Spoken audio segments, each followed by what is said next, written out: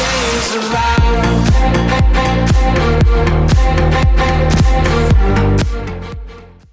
Hello and welcome to the Tottenham America channel. Today we will be reacting to the fourth and final FIFA World Cup game of the 23rd of November, day 4 of the 2022 FIFA World Cup in Qatar, as Belgium edged out Canada in their first match of Group F, thanks to a Batshuayi winner on the verge of halftime in the first half. How was the goal? The goal was in the 44th minute. Toby Alderweireld lofted a perfect ball, which Batshuayi ran onto and took a shot on a little bit of a half volley and shot it into the far corner, which gave Belgium the only goal in this contest between Belgium and Canada. And Belgium ended up being victorious after they defended brilliantly and kept their one-goal lead. The other big talking point of the game was a huge penalty save in the 11th minute from Thibaut Courtois. The Belgian goalkeeper saved a penalty against Canada's Alphonso Davies. The referee gave a penalty to Belgium because of a handball. To Canada because of a handball in the box from Yannick Carrasco. Canada got the penalty. Davies took his penalty, and it went towards the bottom corner, but Courtois got an excellent, strong hand out and equaled the effort, and that was the biggest chance that Canada had. But the main talk will not be on Belgium's performance, it'll be on Canada's. Canada did dominate the game by far, which they had, not by far, but especially with XG. They had a 2.6 XG and 22 total shots against Belgium's 9 total shots. That shows you how much more clinical Belgium were, and it shows you how much more experience Belgium had versus Canada. Yeah, Canada missed so many chances today. It was unbelievable. The amount of chances they had, you would have thought at least one of them would have gone in, but Courtois made some excellent saves to deny them. But really, the bulk of the chances came on just a good cross into the box, and then no one could head it in. No one could head it in. The header went too high almost every single time. A lot of times they were not quick enough.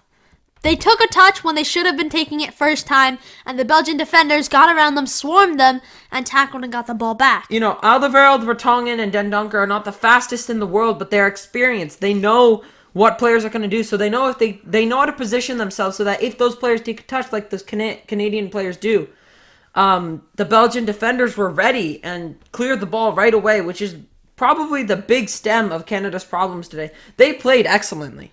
Yeah, they really surprised me. Canada dominated the game with a lot of different aspects. They had, of course, they had 10 times more shots, but they also were winning battles in midfield. They kept getting the ball back. They were first to almost every single ball. But they could not just capitalize on their opportunities, and they did not have the clinicalness that Belgium had. Yeah, Belgium capitalized on that one big chance thanks to a brilliant piece of finishing from Michy Batshuayi and a beautiful ball over the top from Alderweireld. I'm sure Belgian fans will be concerned with their back line today. I feel at times they were split open a little too easily by the Canadian attack, especially by Jonathan David, Alphonso Davies, Junior Hoylett, Buchanan on the right.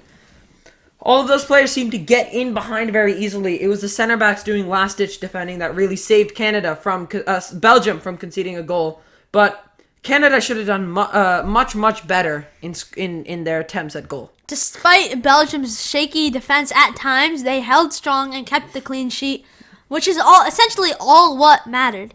Alderweireld, Vertonghen, and Den Donker, yeah, that's his name.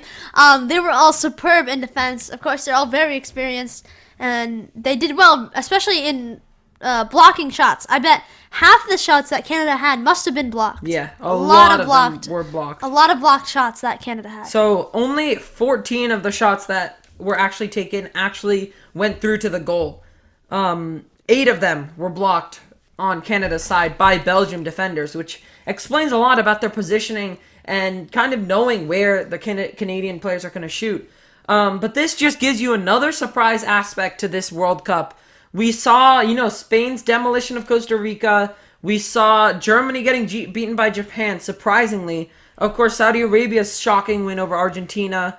And so this is going to be a very interesting World Cup. And then today, Canada, if they finished off their shots, they could have won 6-7-1. Like, they were dominating the game in every aspect but the attack. And if they work on finishing and they win their next two matches, I'm sure they could win against Morocco. The way they played today, if they can finish their chances, they'll win against Morocco. Croatia's a little bit more of a question mark, but I'm sure they can get a good result over there. And the draw between Croatia and Morocco helps Belgium because it gives them a little bit bigger of a lead in the first spot, but it also kind of helps Canada because there's no big gap between all the teams. They're kind of separated only by 2 points maximum. Canada separated by by 1 point between Croatia and Morocco. So not a great performance from Belgium. Solid at the back though, which was important.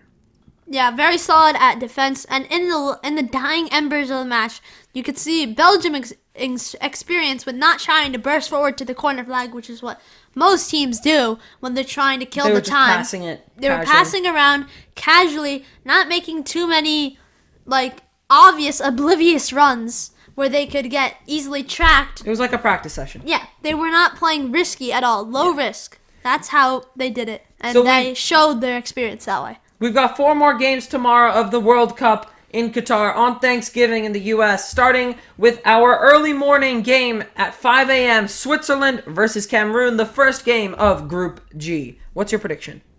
My prediction for Switzerland versus Cameroon, I think Switzerland can get a narrow 2-1 win. I think Switzerland will win 1-0 here. I haven't watched much of Switzerland or Cameroon, but so this prediction is blindly going based off of the players that they have. Of course, Switzerland had a pretty decent run at the Euro 2020 over last summer. Not this summer, last summer. Of course, beating world champions France on penalties, coming back from a 3-1 deficit. So I think they will be able to get the win. However, Cameroon, you never know. They could surprise people. Our second match of the day is an 8 a.m. match where Tottenham's Rodrigo Bentancur and Uruguay face off against the Spurs winger Son Heung-min, who captains his South Korea side at 8 a.m. Eastern. What's your prediction? My prediction, I know this is going to be a little bit of a shock, but I think it's going to be a 1-1 draw. I think Uruguay can get a 2-0 lead, 2-1 win here. Uruguay have far more powerful players in defense, especially their midfield is looking very, very bright with, of course, Federico Valverde from Real Madrid, Matias Vecino of, I believe, Lazio, not Inter, Lazio, and our boy Rodrigo Bentancur from Tottenham. Their attack is a little questionable. Darwin Nunez, the only really young, bright talent at the front. Luis Suarez and Edinson Cavani still there, called up by Uruguay's coach. But it'll definitely be an interesting game. On the other side, Korea, Kim Min-jae has been a player really to watch for Napoli this year. He has been a real force in that back line. They've gotten an excellent winger in Heung-min Son, and of course Hwang Hee-chan also plays there, the Wolverhampton Wanderers attacking midfielder / winger. So it'll be an interesting game, but I think Uruguay do have more quality. Yeah, Uruguay do have more quality, but we've seen numerous shocks, and I think this will be another one where I just don't feel like Uruguay don't have the attack to score many goals. They have Darwin Nunez, Cavani, and Suarez. Suarez is one that is not in form currently. Neither is Cavani, but we know Cavani does turn up for special occasions. He plays exceptionally well for Uruguay, and he played exceptionally well last World Cup. Yeah. But they all play the same position. That's true. So they don't have many options that are more mobile to play across the field. At 11 a.m., Cristiano Ronaldo makes his 2022 World Cup in Qatar debut as his team, Portugal, face off against Ghana. What's your prediction for that? I think Portugal can get the win 3-1. I think Portugal will win 2-0. I think they can keep a clean sheet. Ghana came here on a bit of a fairy tale run, but we know Portugal's quality. They've got an incredibly strong team, some young players, some experience. I think there should be, hopefully, it should be, if Portugal play well, a win on their part. And our last match of the day is at 2 p.m. Eastern. It is Brazil versus Serbia. I'm going to go for a Brazil 2-1 win here. Yeah, I'm going to go for a Brazil 4-0 win.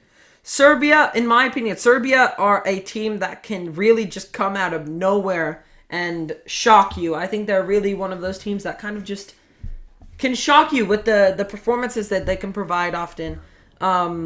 They've got players like, of course, Mitrovic at the back, Vlahovic, Tadic, Milinkovic, Lukic, Zivkovic, Milenkovic at the back from Fiorentina. They've got some certainly excellent players amongst their ranks.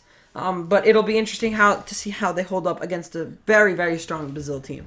Yeah, I think Brazil are just too strong. They're going to overpower Serbia's defense, which is not strong. And their midfield also lacks too. Their attack is really the only forceful power in Serbia. The Serbian team, they might bag 1 or 2 goals. But I feel like Brazil are going to outscore them, basically. Yeah. But that is it for our reaction and predictions of the FIFA World Cup match between Belgium and Canada. If you enjoyed, make sure you smash the subscribe button. If you want us to do more World Cup content, please make sure you hit the like button, subscribe, and comment down below what your predictions for tomorrow's matches are. And until next time, Come on, you Spurs!